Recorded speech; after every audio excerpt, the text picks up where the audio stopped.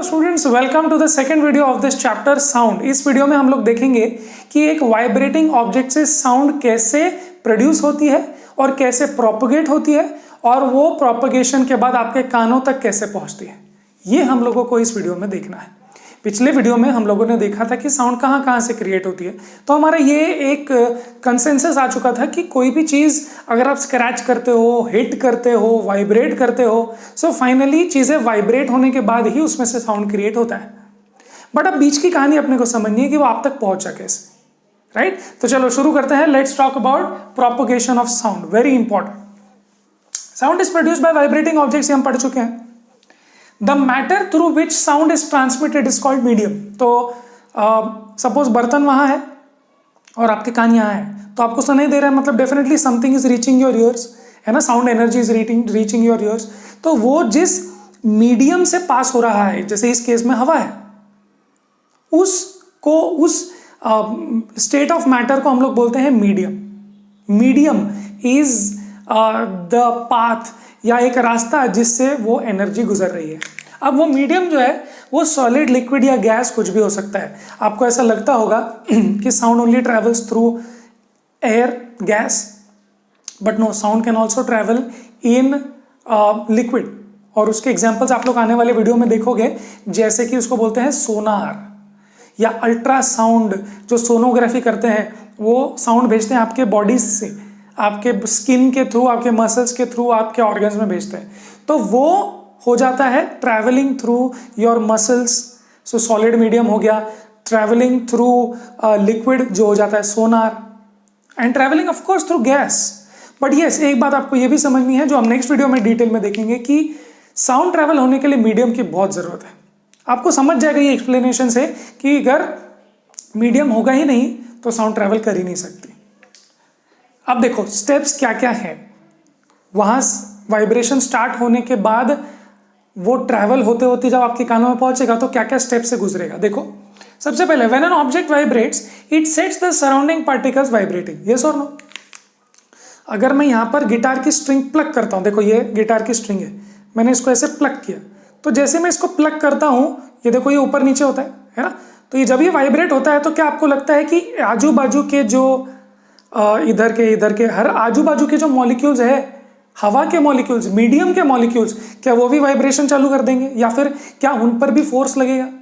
देखो ये ऐसे मैंने इसको नीचे लिया, उसके बाद छोड़ दिया, तो यहीं तो नहीं रहेगा, ये वापस आना चाहेगा, ये वापस आना चाहेगा और वापस आने के बाद और ऊपर भी चला जाता है। तो बेसिकली देखो, मैं इसको नीचे लेके गया, ये छोड़ दिया, अब ये अपने आप ऊपर आएगा, बट यहां पर आके रुकेगा नहीं, वो और ऊपर चला जाता है थ्रू बिकॉज ऑफ इनर्शिया, और फिर वो ऊपर चला जाता है, फिर से नीचे आना चाहता है, फिर यहां पर रुक नहीं पाता, फिर वो नीचे चला जाता है। So it's like a pendulum. Pendulum देखो, पेंडुलम का भी ऐसे ही है। अगर मैं इसको यहां पर लेके आऊं और छोड़ दूं तो ये इधर तक जाता है, बट क्या यहां रुकता है? नहीं, ये और आगे जाता है, फिर वहां आने के बाद ये वापस नीचे आ जाता है और फिर इधर चले जाता है, ऐसे ऐसे ऐसे ऐसे करता है। बट जब ये ऐसे ऐसे कर रहा है सिमिलरली पेंडुलम के जैसे, तब उसके आजू बाजू के जो मॉलिक्यूल्स होंगे, क्या वो भी, उन पर भी फोर्स लगेगा? यस। सो देखो यहां पर when an object vibrates it sets the surrounding particles vibrating. तो जब मैंने इसको ऐसे किया तो इसके जो बाजू वाले पार्टिकल्स है वो भी वाइब्रेट होना स्टार्ट हो जाते हैं। क्यों? क्योंकि उन पर भी फोर्स लगता है। यस और नो?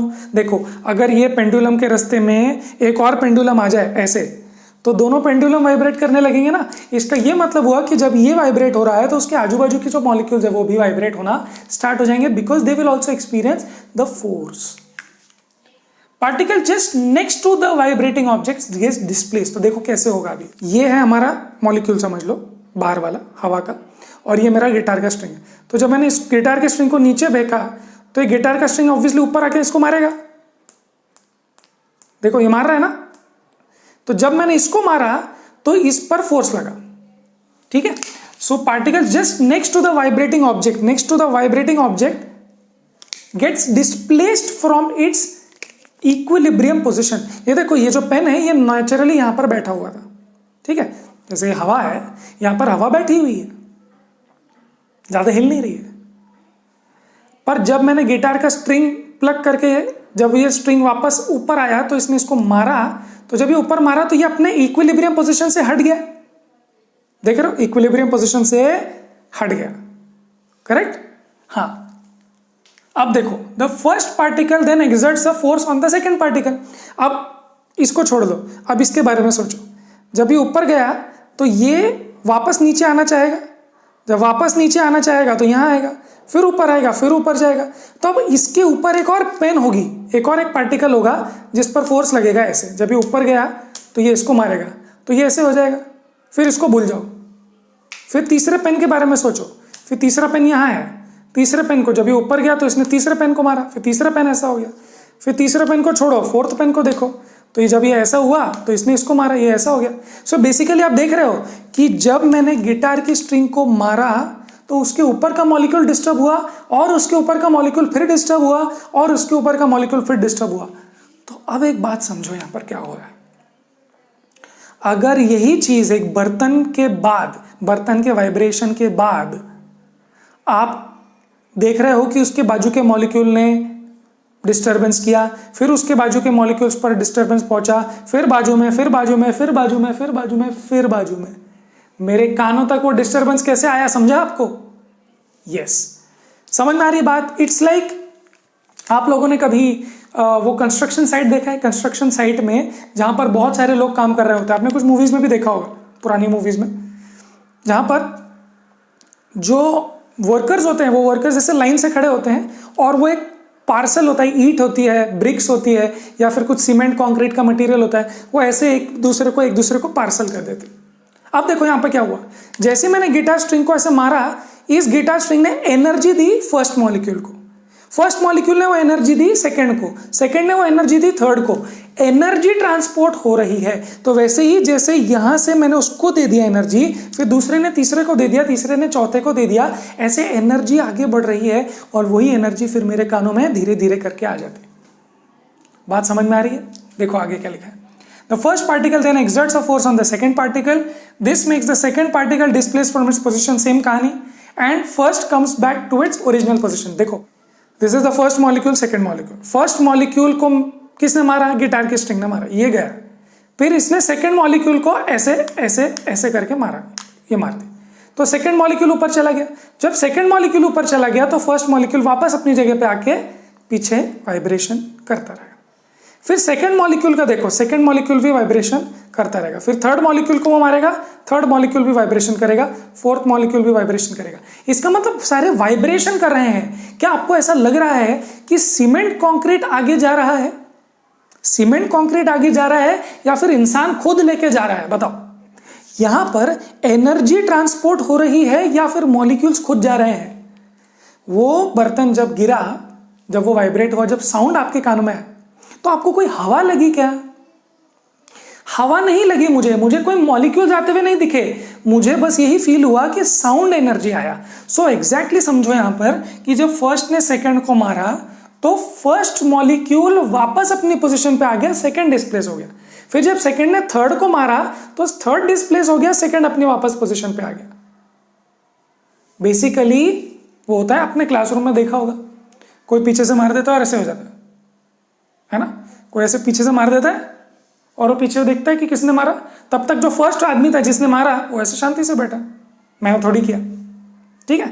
फिर वो सेकंड, ये वाला आदमी जिसको टप पड़े है, वो उसके आगे वाले को मारता है ऐसे टप करके, फिर वो शांति से बैठ जाता है। फिर थर्ड वाला डिस्टर्ब हो जाता है, फिर थर्ड वाला फोर्थ को मारता है, फिर थर्ड ऐसे शांति से बैठ जाता है। इसका मतलब what is happening is, if you see, वो जो मारना था, वो जो एनर्जी थी, वो जो डिस्टर्बेंस था, वो लास्ट बच्चे से लेकर आगे के फर्स्ट बेंच के बच्चे तक पहुंच गया। क्या बच्चा खुद पहुंचा? क्या लास्ट बेंच के बच्चे ने खुद फर्स्ट बेंच के बच्चे को जाके मारा? नहीं, लास्ट वाले ने सेकंड लास्ट वाले को, सेकंड लास्ट वाले ने थर्ड लास्ट वाले को, थर्ड लास्ट वाले ने फोर्थ लास्ट वाले को, ऐसे करते करते वो चीज आगे बढ़ी। समझ में आ रही बात? ये इंपॉर्टेंट है समझना, बहुत इंपॉर्टेंट है समझना। देखो, this process continues till the process reaches next to your ear. ऐसे करते करते आपके कानों तक वो पहुंच जाएगा। देखो, you have to note one thing, note that the particles themselves are not moving. Particles vibrate हो रहे हैं, but they are not going from one place to another, they are only vibrating in their place, they are only vibrating in their own place and disturbing one another, disturbing one another, that's all. But ऐसा नहीं है कि ये आगे चल के निकल गया, ये भी आगे चल के चला गया, नहीं। Note that the particles themselves are not moving, but only the disturbance or energy moves from the source of sound to the destination. This is called a wave. इसको बोलते हैं वेव. वेव क्या है, बहुत इंपॉर्टेंट समझो. Wave के बहुत सारे प्रकार हैं, लाइट वेव भी है. साउंड वेव या कोई भी wave is something which only transports energy and does not transport the guitar string itself. यहां पर किसने डिस्टर्बेंस क्रिएट किया? Guitar string. वो गिटार स्ट्रिंग ने आपके कान के ड्रम्स, ईयर ड्रम्स को वाइब्रेट किया क्या डायरेक्ट? नहीं, गिटार स्ट्रिंग यहां पे ऐसे वाइब्रेट करके आपके ईयर ड्रम्स को मारा. ऐसा नहीं हुआ. नहीं, ऐसा नहीं हुआ. गिटार स्ट्रिंग ने उसके बाजू के मॉलिक्यूल को मारा, फिर बाजू के मॉलिक्यूल ने उसके सेकंड मॉलिक्यूल को मारा. ऐसे करते करते ये अपना अपना काम करते हैं, और फिर आपके कान के बाजू में जो हवा है उसने आपके ईयर ड्रम को मारा. That's it. तो the process goes on till your eardrums, और उसके बाद में अलग बायोलॉजी होती है. समझ में आ रही बात? Yes. Now this is called a wave, जिसकी हमने बात की. Wave is a transport of energy without transport of matter itself. लिख लें इसको, लिख लो. Transport of energy without transport of matter. Matter transport नहीं होता, केवल एनर्जी ट्रांसपोर्ट होती है. मैटर वाइब्रेट होता है सिर्फ. Sound is a mechanical wave. Now mechanical wave का मतलब यह है कि साउंड को ट्रांसफर करने के लिए मॉलिक्यूल्स की बहुत जरूरत है. अब देखो, अगर ये मॉलिक्यूल्स ही ना हो, अगर आप बर्तन और आपके कान के बीच में अगर मॉलिक्यूल्स, हवा, पानी या कोई भी मैटर ही ना हो, तो वो वाइब्रेट करेगा कौन? वो एनर्जी ट्रांसपोर्ट करेगा कौन? So this kind of wave, जहां पर मटेरियल की जरूरत होती है, उसको बोलते हैं mechanical wave. Mechanical wave sound है क्योंकि उसको मटेरियल की जरूरत पड़ती है. बिना मटेरियल के, बिना हवा, पानी या सॉलिड के रास्ते में नहीं हो सकता वो ट्रांसपोर्ट. क्लियर है? बहुत अच्छे. So that is our question number 2, which is on page number 163. It says, why are sound waves called mechanical waves? Because they definitely require a material medium to transport. आप बोलेंगे sir material medium तो लगेगा ही transport होने के लिए, तो mechanical waves के अलावा भी कोई वेव्स होती है? हाँ, लाइट वेव्स होती है, जिसके बारे में हम लोग नेक्स्ट वीडियो में बात करेंगे. Those are not mechanical waves, these are called electromagnetic waves, जिसको मीडियम की जरूरत ही नहीं पड़ती. यस, सन से अर्थ तक एनर्जी आने के लिए रास्ते में मीडियम की जरूरत नहीं पड़ती, और रास्ते में कुछ है भी नहीं. It's vacuum. So that is not necessary, that is not required. Okay. हाँ, we are not saying sound, light को आने के लिए मीडियम की जरूरत नहीं है, मतलब मीडियम होना ही नहीं चाहिए, नहीं तो लाइट कैसे आएगा? नहीं, ऐसी बात नहीं है. लाइट आ सकती है. देखो, लाइट इसके थ्रू आ रही है ना. So light can travel through medium, no problem, definitely. But it does not need, definitely की जरूरत इसको नहीं है. बट साउंड बिना मीडियम के काम नहीं होगा. Okay. Then somebody is asking you question number 163 page number पर, how explain how sound is produced by your school bell. School bell कैसे करेगा साउंड प्रोड्यूस? देखो, स्कूल बेल को आप मारते हो, है ना, टक करते हो. इलेक्ट्रिक होती है या फिर ऐसी बेल होती है जिसको आप मारते हो, बंदर का घंटा. कोई भी बेल हो, कोई भी बर्तन हो, जिसको आप पहले मारते हो, फिर वो वाइब्रेट होता है, फिर वो वाइब्रेशन फर्स्ट मॉलिक्यूल तक पहुंचता है, फिर सेकंड से थर्ड से फोर्थ से फिफ्थ, ऐसे करके साउंड प्रोड्यूस हो गया. राइट? तो आपने पहले एनर्जी दी और वो एनर्जी ट्रांसपोर्ट हुई. वो धीरे धीरे वो एनर्जी स्प्रेड हो जाती है, वो लो हो जाती है, बहुत दूर तक आवाज भी सुनाई नहीं देती. ठीक है. Then question number 1 on page 162, how does the sound produce by vibrating object in a medium reach your ear? इसकी भी बात हम लोग कर चुके हैं. क्लियर है? बहुत बढ़िया. देन एक्सरसाइज के जो क्वेश्चन 1 और 2 है वो हम लोग करने वाले हैं नेक्स्ट स्लाइड के बाद. Another way of visualizing how sound propagates from one place, the source, to the other is this. तो let's take for example air. Air is the most common medium जहां से हम लोग हवा को प्रोपगेट होते हुए देखते हैं. तो हम एयर का एग्जाम्पल लेंगे. Air is the most common medium through which sound travels. अब देखो कैसे होगा. When a vibrating object moves forward, तो देखो मैं एक ट्यूनिंग फोर्क ले रहा हूं और ट्यूनिंग फोर्क को मैंने ऐसे मारा है, तो वो वाइब्रेट होना स्टार्ट हो गया. अब देखो क्या होने वाला है. तो अब देखो, जस्ट इमेजिन करो कि मैं ट्यूनिंग फोर्क हूं और मैं इसको मारूंगा. ठीक है. मैं सबसे पहले बहुत स्लो मोशन में सोचेंगे कि मैं ट्यूनिंग फोर्क हूं, मैंने इसको मारा.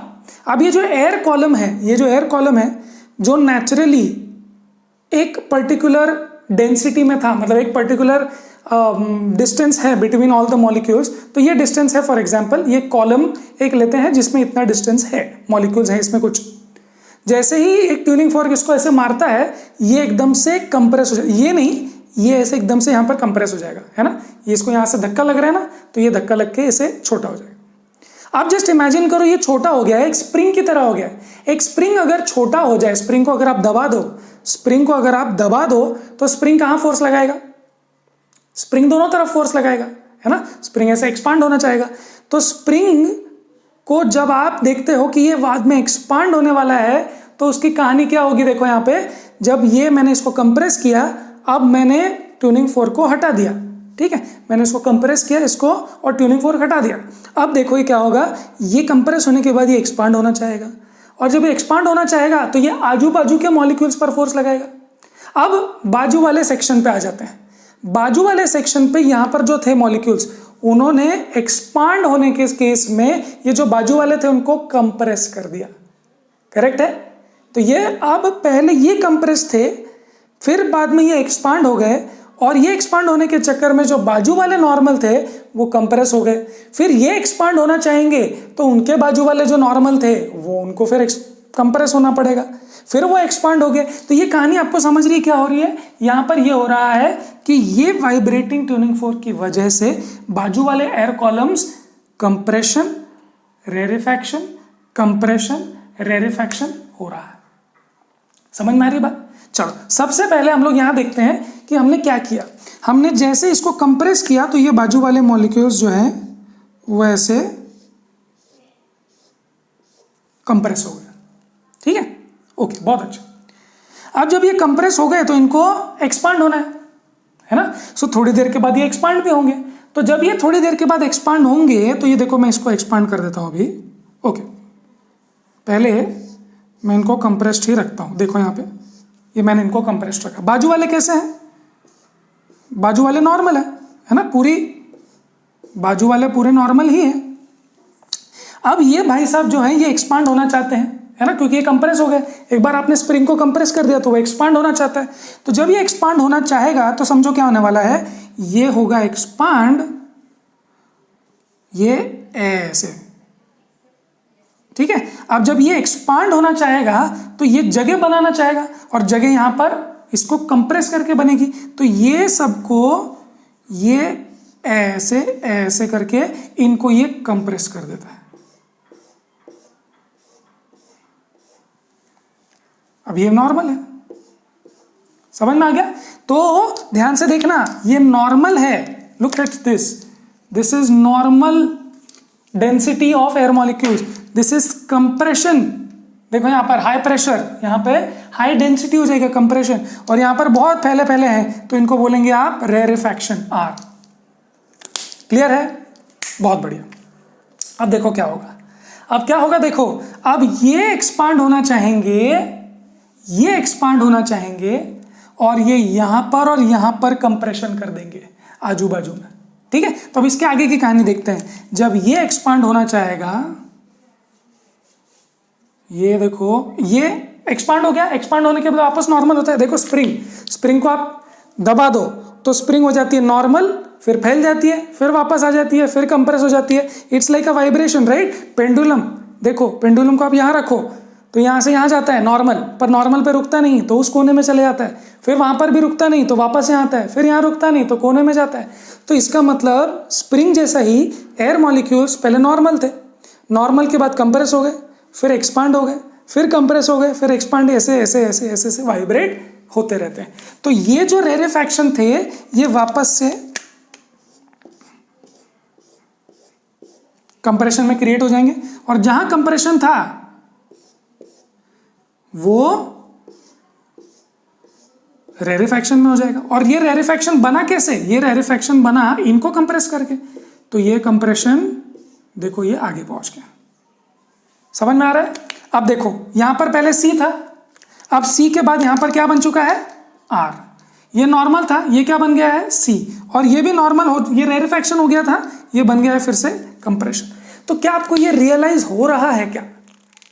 क्या आपको ये रियलाइज हो रहा है कि पहले ये कंप्रेशन था, फिर रेरिफैक्शन बना, फिर कंप्रेशन हो गया, फिर रेरिफैक्शन बना। इसकी देखो बात, पहले ये कंप्रेशन हुआ, फिर रेरिफैक्शन हुआ, फिर ये कंप्रेशन होगा, रेरिफैक्शन होगा, फिर ये कंप्रेशन, रेरिफैक्शन, कंप्रेशन, रेरिफैक्शन। इसका मतलब ये हो रहा है कि जो सबसे पहले डिस्टरबेंस हुआ था यहां, पहले आर और सी ये नहीं थे, पहले तो ये सब, ये कंप्रेशन था, ये नॉर्मल नॉर्मल नॉर्मल थे सब कुछ। अब देखो क्या हुआ, ये कंप्रेशन हुआ, उसकी वजह से बाजू वाला हुआ, उसकी वजह से बाजू वाला हुआ, उसके वजह से बाजू वाला हुआ, और ऐसे कंप्रेशन करते करते करते करते करते करते करते करते योर कंप्रेशन पासेस ऑन। ध्यान से समझो, कंप्रेशन पहले कहां था, यहां पे कुछ नहीं, नॉर्मल, इनको तो पता भी नहीं क्या कहानी है। सबसे पहले कंप्रेशन हुआ बाजू में, उसके बाद ये एक्सपांड होने की वजह से सेकंड जो कॉलम है उधर कंप्रेशन हुआ, फिर उनके एक्सपांड होने की वजह से थर्ड में कंप्रेशन हुआ। तो कंप्रेशन पे नजर डालो, पहले कंप्रेशन कहां था, फर्स्ट, फिर कहां पहुंच गया, सेकंड, फिर कहां पहुंच गया, थर्ड, फिर कहां पहुंच गया, फोर्थ। आप देख रहे हो क्या कि कंप्रेशन आगे बढ़ रहा है? दिख रहा है कि नहीं दिख रहा है? क्या आपको ऐसा भी लग रहा है कि पहले रेरिफैक्शन यहां था, फिर वो कंप्रेशन हुआ, फिर ये रेरिफैक्शन यहां पहुंचा, पहले यहां रेरिफैक्शन नहीं था, अब ये रेरिफैक्शन यहां पहुंचा, फिर इसके सी के बाद ये रेरिफैक्शन होगा। इसका मतलब रेरिफैक्शन भी आगे बढ़ रहा है और कंप्रेशन भी आगे बढ़ रहा है। ये तो बिल्कुल समंदर की लहरों की तरह है, नहीं? सी में, पॉन्ड में, बाल्टी में अगर आप कोई पत्थर डालो तो क्या होता है, देखो ध्यान से। सबसे पहले आप पत्थर डालते हो तो इधर के मॉलिक्यूल्स, जहां पर पत्थर डाला है वो मॉलिक्यूल्स नीचे जाते हैं, वो मॉलिक्यूल्स नीचे जाते हैं, ऊपर वाइब्रेट ऐसे ऐसे ऐसे होते हैं, वो उसके बाजू वाले मॉलिक्यूल को वाइब्रेट करता है, वो उसके बाजू वाले मॉलिक्यूल को वाइब्रेट करता है, और आप देखते हो कि वो जो वाइब्रेशन है up and down up and down up and down, वो पूरा फैलता है। सिमिलरली यहां पर भी जो हवा में मॉलिक्यूल्स का ऐसे अप एंड डाउन तो नहीं है इनका, बट ऐसे ऐसे ऐसे ऐसे ऐसे ऐसे जो है, आगे पीछे आगे पीछे आगे पीछे जो है वो ट्रांसपोर्ट हो रहा है। सी, पानी के केस में अप एंड डाउन पास होता है, वो लहर नहीं ऐसी होती, समझ? पॉन्ड में पत्थर डालो कैसे होता है वो लहर, है ना, कॉन्सेंट्रिक सर्कल्स में। तो यहां पर आप इसको जब आप हवा में ऐसे वाइब्रेट करते हो तो मॉलिक्यूल्स ऐसे ऐसे वाइब्रेट नहीं होते, बट मॉलिक्यूल्स ऐसे ऐसे वाइब्रेट होते हैं। तो मॉलिक्यूल्स तो वाइब्रेट हो रहे हैं, but what is passing on is C R, C R. पहले यहां पर सिर्फ सी था, ये सब नॉर्मल थे, अब यहां आर पहुंच गया, फिर यहां सी पहुंच गया, फिर वहां पे आर आगे पहुंचेगा सी, फिर पहुंचेगा आर, ऐसे करते करते करते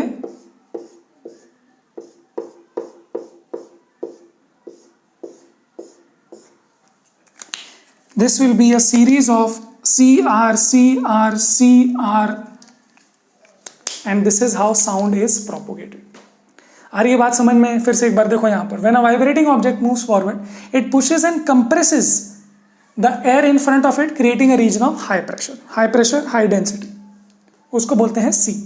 When the vibrating object moves backward, तो ये जब देखो, जब ट्यूनिंग फोर्क ने इसको मारा तो ये ऐसे हो गया, फिर ट्यूनिंग फोर्क मार के वापस आ जाता है, वाइब्रेशन में।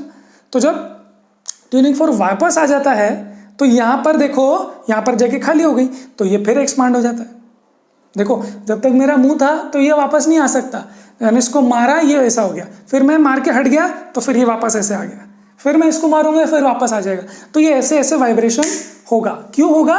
बिकॉज यहां पर जो पीछे वाइब्रेटिंग ऑब्जेक्ट है ना, वो बार बार पुश करता है, छोड़ देता है, पुश करता है, छोड़ देता है, पुश करता है, छोड़ देता है। Clear? Something like that. So जब vibrating object moves backwards, it creates a region of low pressure. देखो, ये मार के में चला गया तो यहां पर क्या है? खाली है, लो प्रेशर है। पहले देखो, यहां पर पूरी हवा को मैंने पुश करके यहां पर लिखी है, अब यहां पे और यहां पे कुछ है क्या?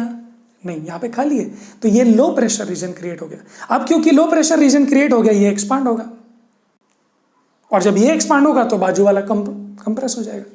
यस, सो ये हो गया rarefaction. As the object moves back and forth rapidly, a series of compressions and rarefaction, compression and rarefaction, compression, rarefaction is created. This is the way sound travels in the form of C and R. Yes, as compression relates to higher density and rarefaction to lower, sound is also visualized by density variations propagating in air. So जब sound travel कर रहा है, it's not just the molecules which are vibrating, but just look at the compression and rarefaction which are vibrating. Yes, molecules are vibrating, but you can also look at it in the way that the compression was here, then the compression was इसकी वजह से the compression reached there. So it's a series of compression and rarefaction which is traveling. And compression आप समझ रहे हो कि यहाँ पर density बहुत ज़्यादा है हवा की, rarefaction देख रहे हो यहाँ पर बहुत खाली खाली है. So it's a low density, high density, low density, high density, high pressure, low pressure, high pressure, low pressure, high pressure, low pressure. So it's a variation of high pressure, yeah, high density, and low pressure, that is low density, which is being traveling or propagating in air. Clear? So इस पर कुछ questions देख लेते हैं. Exercise 1 जो है, what is sound and how it is produced? So what is sound? Sound is a form of energy which requires a medium to travel. It's called mechanical wave. And how is it produced? It is produced by a vibrating object which creates a series of compression and rarefaction, compression and rarefaction. ये भी आप लिख सकते हो, या फिर आप ये भी लिख सकते हो कि vibrating objects vibrates the molecules around it, and in turn the first vibrates the second, second vibrates the third. या फिर आप पूरा column of air के बारे में सोच के CR का series बोल सकते हो.